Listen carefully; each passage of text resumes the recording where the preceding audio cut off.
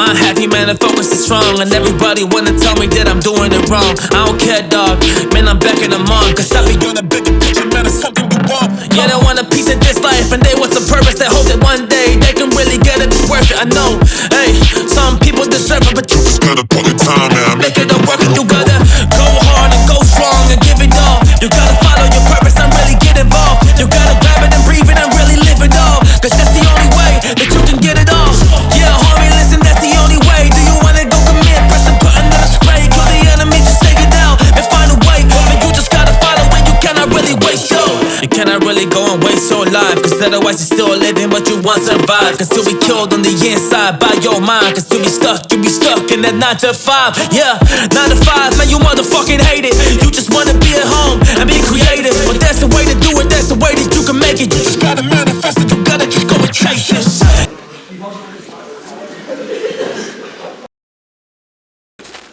So, what we're going to start by doing, we're going to use this to warm up. We're going to look at the armbar to start with, and we're going to look to basically keep his shoulders pinned on the floor as much as we can. I'm not looking to do anything, I'm not looking to isolate the arm or anything like that. I'm literally looking to get this arm as tight as I can, or you can use the other arm, it's completely up to you. You could grab here. I want you to focus on attachment to his shoulder with your hips. I want both legs over your body, and we're trying to keep his shoulders, see how his shoulders are flat on the mat? And we're just trying to do that. His goal is to either free his arm, he could get his elbow to the mat and turn into me really well to free his arm, or he could focus on just getting to his knees. That's all the things I want him to focus on doing. If he gets to his knees, so I'm on my back, go on. We reset, we swap over, and then he gets to have a go. Yeah? I really want you just to focus on how you keep your weight over them to keep them immobilized as well as you can. So when I'm here, right, let's say for example he goes to sit up, I can hand heavy this side, I can grab his leg. There's lots of different things that you can do. I just want to try and keep him here as well as I can. And he gets out. I'm not trying to finish the submission. I'm not trying to do any of that. I'm just trying to hold him there for as long as I possibly can. Has anyone got any questions? We're going to go 1 for 1. Should do 5 minutes. Treat this as a warm-up, guys. Ready? 1, 2, go.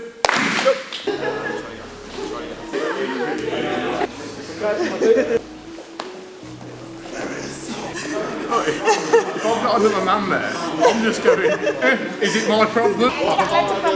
Hello.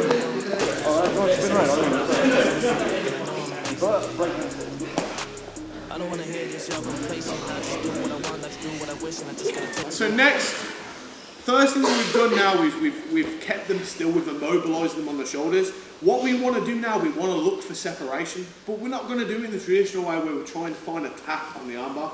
I'm going to see if I can separate the guy's arm from the rest of his body for 5 seconds. So yeah, I don't want to tap him. I want to give him 5 seconds to try and get his arm back or to escape. And I've just got to hold it straight for 5 seconds. And like, you can do like Mississippi's, 1 Mississippi, 2 Mississippi, that type of thing, or you can go 1, 2, 3, 4, 5. It's up to you how you do it, yeah? Control is the optimum thing here. We're looking to control the arm in a straight portion as long as we can.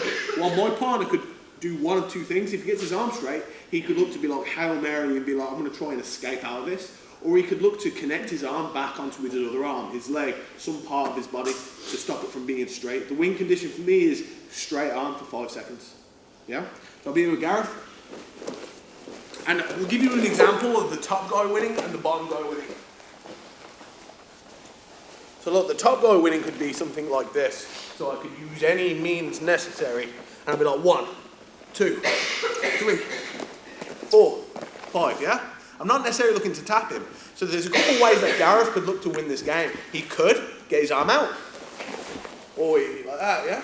Or he could connect his arm back on his body. Yeah? That resets the timer. And once again, he's going to look to try and get my shoulders on the mat. So if he can like get on top of me, even if I've got the armbar, that's finished. Okay? What I want you to do here is prioritize. When you start attacking stuff, sometimes you lose an element of control. And it's switching between, oh, I need to control here, and then go, okay, now I'm going to progress towards this finish as well. Does that make sense? So like if I'm playing this game, and I'm like really wrenching, and if I go too much, he's going to get on top of me. Yeah? If But at the same time, I still need to separate his arm from the rest of his body. So you have to pick your moments. So it's got to be crafty. Go.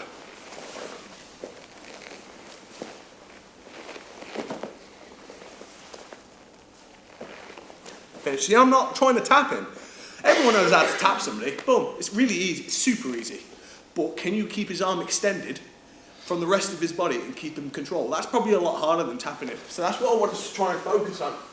So we're going to go 1 for 1 on that. Does that make sense? 5 minutes, ready? 1, 2. Take it and grab it.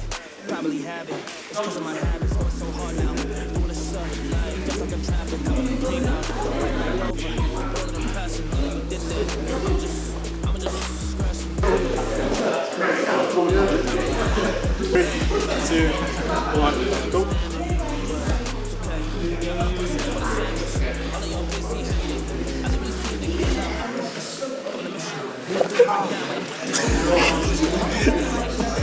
That's pretty cool.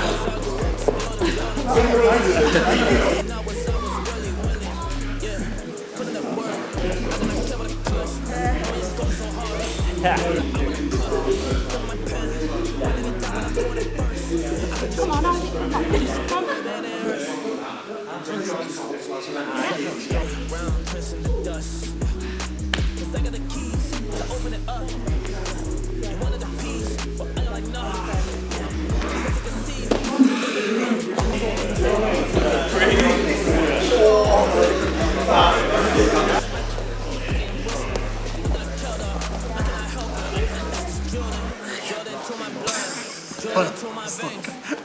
on.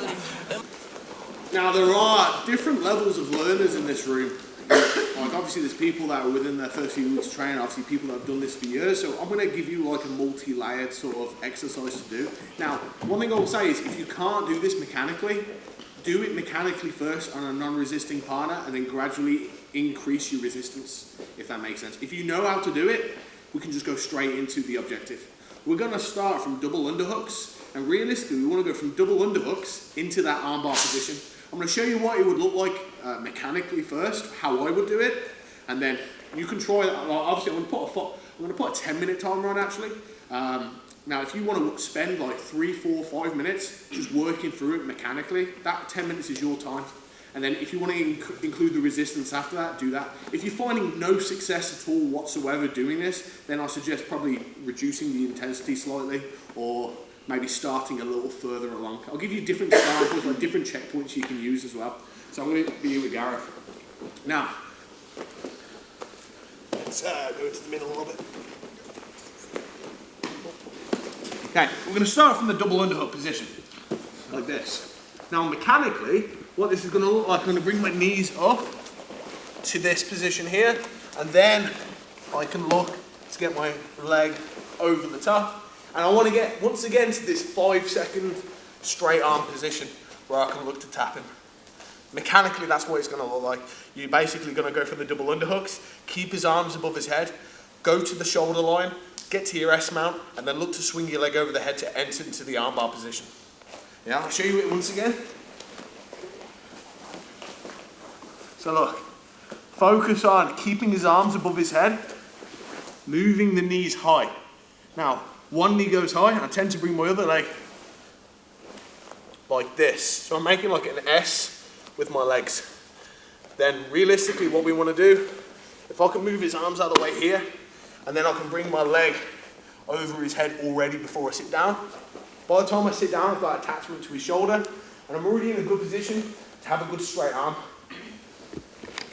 Like if you don't know how to do that, I'd suggest doing it mechanically first. If you know how sorted to do it, maybe you can add a bit of resistance, but there's a few options you can do. You can start in different checkpoints. For example, we've just done one of the checkpoints, which is the seated armbar where his arms are like this. So realistically, one of the last checkpoints would be this.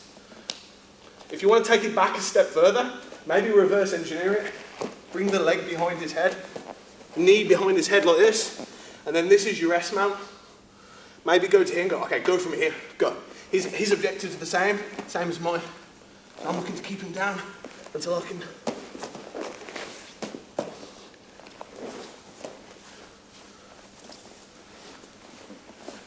Get his arms straight. Yeah? Or if you're comfortable going from the double underhooks, try it from there. Another thing with attacking arm bars, what we need to focus on doing is attacking the end of the lever. So instead of pulling on their bicep, which in Gareth's case is massive, it's really hard, go somewhere weak like his wrist. So instead of pulling here, maybe if I pull here at his wrist, it will be much easier to break that connection. Yeah, he's much weaker there. Does that make sense? Okay, so this is what I'm going to try. I'm going to put 10 minutes on the clock. How you train in this time is completely up to you. But I do want resistance with each other at some point. If you can't do it mechanically, work it through mechanically first. If you're happy to go, you can go straight from double underhooks and look to go from there. His objectives are the same. He's either got to get on top of me or free himself from the armbar threat. Any questions, guys? Nope, ready, 1, 2. Yeah, because he wants to gather.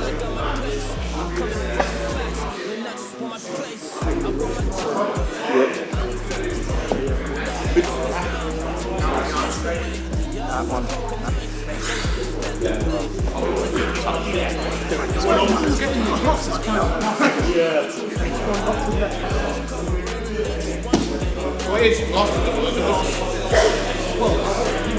know what I mean? Now look here. Like, attack that one. I'm so fucked. I can attack this one. Because his arms are above his. Okay, I've never known.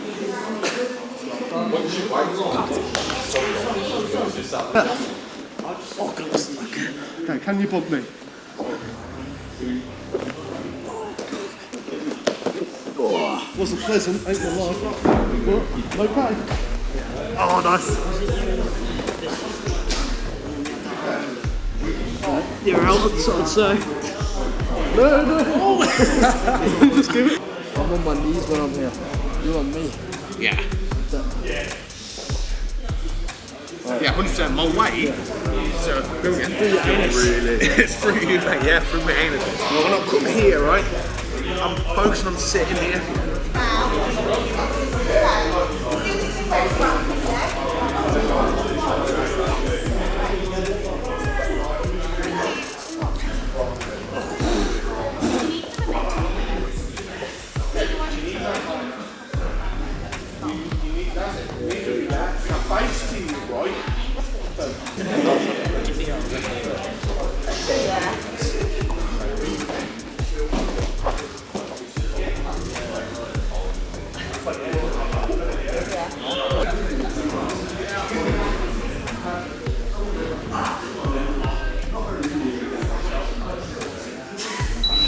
Keep going, guys, for another minute.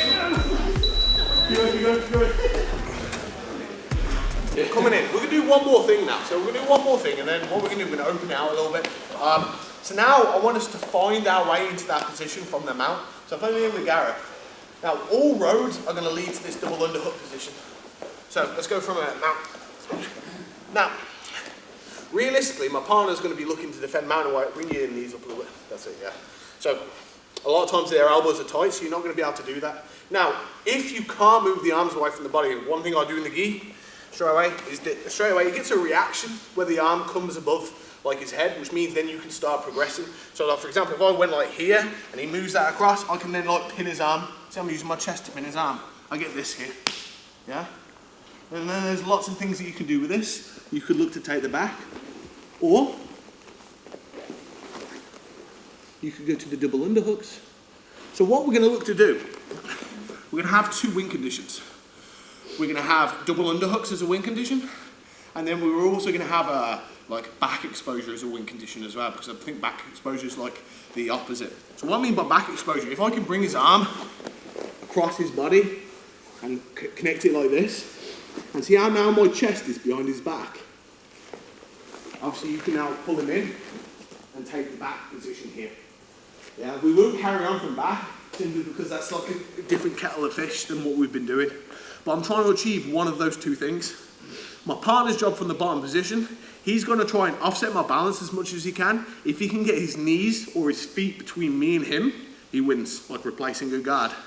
Or if he becomes the top player, he wins. My goal is to either achieve back exposure or the double underhook position.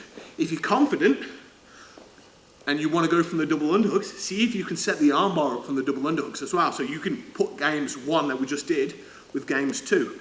You can combine them together and make game 12. Yeah, that's how it works, right? So, look.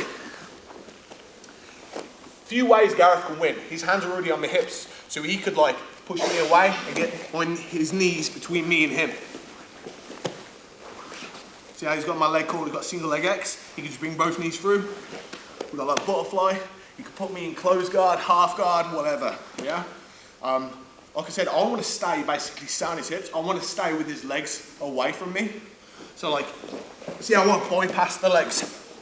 If his legs become back into play in any way, we'll call that finish, yeah? Like I said, I can go here. I can go for submissions as well if I want, if it's there. But most of even here in these sort of positions here, Gareth most likely is going to reach for his other arm, which is going to give me one of the 2 win conditions, yeah? It's almost like you're going to try and pull him on a roller coaster. Get his arms above his head like this. That means you're free to attack him. And then if you're feeling confident enough, go back to the previous game. Once you achieve double underhooks, start working towards your finishes. Has anyone got any questions about that? Okay, so I'm going to put another 10-minute timer on, and then we'll open out. Ready, 1, 2. Go.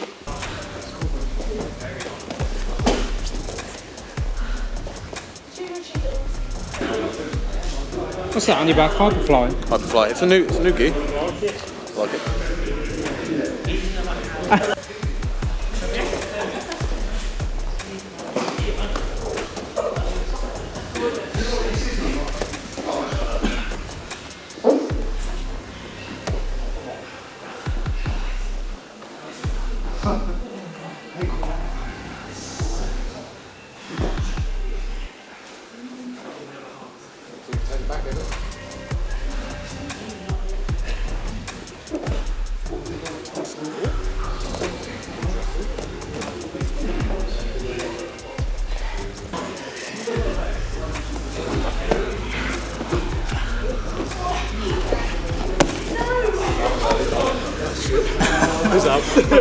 You're out.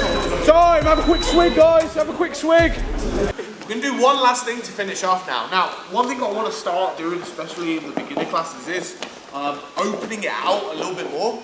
So what we do, we'll start from mount. Now, wherever you end up, you are still going. The only time there's a finish is if both players stand up, I guess. But we're not trying to do that. If for whatever reason you both end up standing up. Or somebody taps. Now tapping obviously is really important, obviously for those of you that haven't, if you've been in like an armbar or a choke or something like that, you let your partner know by tapping and you'd be like, okay, I give up, let's go again. You know what I mean? That's basically the indication. That's how we're going to avoid permanent injury and death, I guess. So, you know, I want you to start in the mount position though. Now obviously my goal from mount, when you get to a position on mount or the back, there's nowhere really else you can go. Does that make sense? So you're in like the penultimate position. You don't want to like dismount from mount and go back to guard. You know what I mean? That would be backwards. That would be like bad news. I want to try and stay in a good control position and then work towards my finishes. Yeah? On the flip end of it, Gareth's in probably one of the worst positions he possibly could be in Jiu-Jitsu. He wants to escape. So anywhere that's not mount is probably a good, unless it's the back, is good improvement for Gareth. So even if I go to side control, I would say that's better than being in mount. Yeah, he obviously wants to either get on top of me or get his legs back in front of me. And if he gets his legs back in front of me, he's either going to try and get back on top of me with those legs or look to submit me. Yeah, so it's more of an open round. So we're just going to do 2-3 minute rounds. We'll show you what it would look like just a little bit. Okay, go.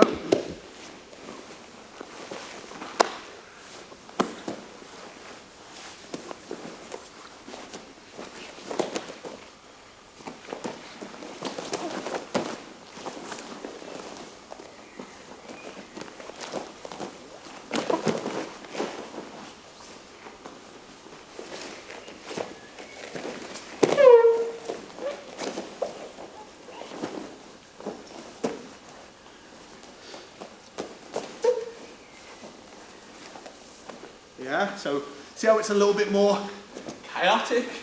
There's more going on, but we both have in our minds what we're trying to achieve. You know what I mean? We're trying to both maybe get on top of each other and play from a better position. If I'm on my back, I'm trying to get my legs in the way to use my legs. So we're going to do 2-3 rounds. Try and get a different partner you've been working with, and then we'll do 2 different rounds, 2 different partners. Okay? 1, 2.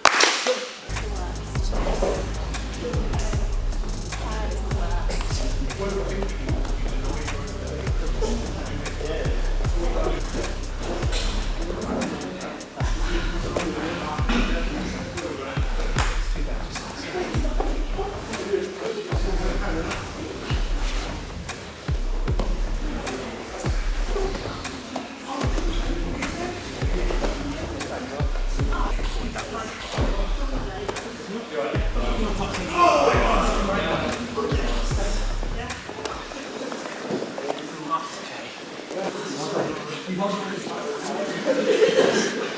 Right guys, good session today.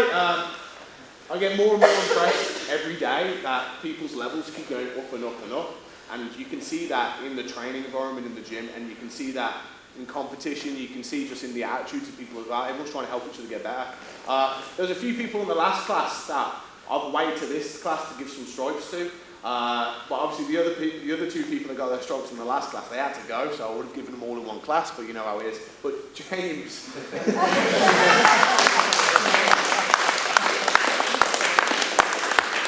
Oh, I didn't know. That felt really bad. Tell me what you just said, James. Yeah, he was planned this all week, really.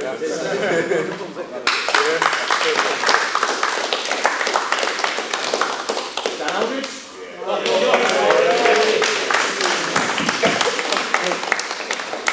Dan the Darts. Maybe hit Ethan with it today. Oh, yeah, we're calling you out there. That's it. Around like an infection.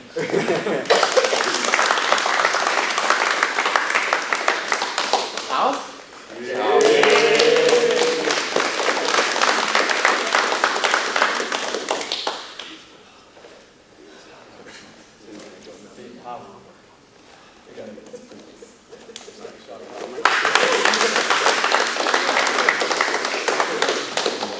Final one for stripes, guys. Gareth, give him a round of applause.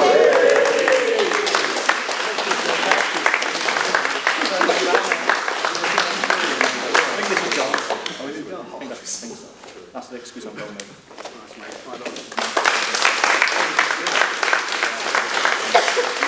That's it for stripes, so there is one more thing. Joseph, give him a round of applause.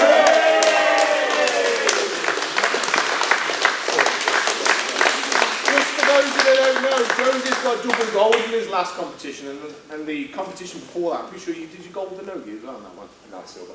And then one that's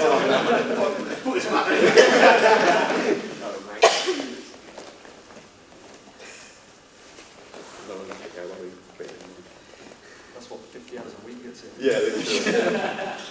This is cool.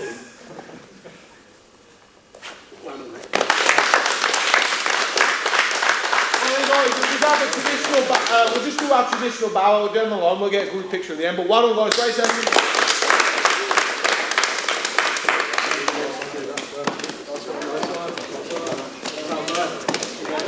Oh, I don't know, reaching, that was that. Sorry, but We need a long...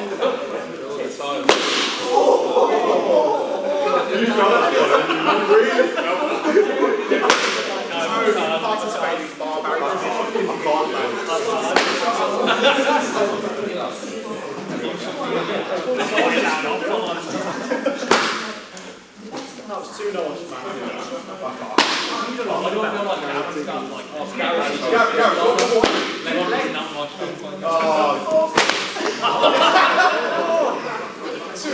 Just say that.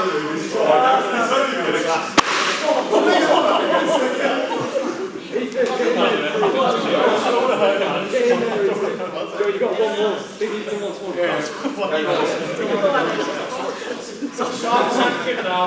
Last one. This is the nicest person to do as